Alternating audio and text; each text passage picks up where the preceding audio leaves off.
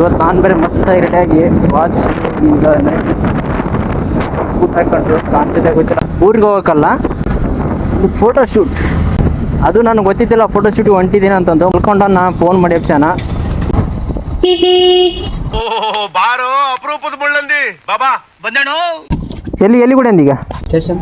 ಹಾಂ, full ಸ್ಟೇಷನಾ? Station.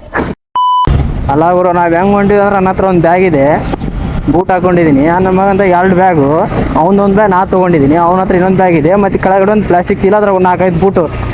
ಇವನೇ photo ಶೂಟಿಗೆ ಹೊಂಟಾನ ಏನ ಎಲ್ಲ ಊರಿಗೆ ಹೊಂಟಾನ.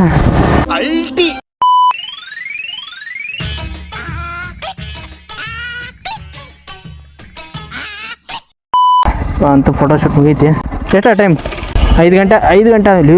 2 ಗಂಟೆಗೆ ಬಂದವ್ರು, 5 ಗಂಟೆಗೆ ಹೊಂಟಿವಿ. ಟೈಮ್ ನೋಡಲ್ಲಿ 2 ಗಂಟೆಗೆ ಬಂದರು.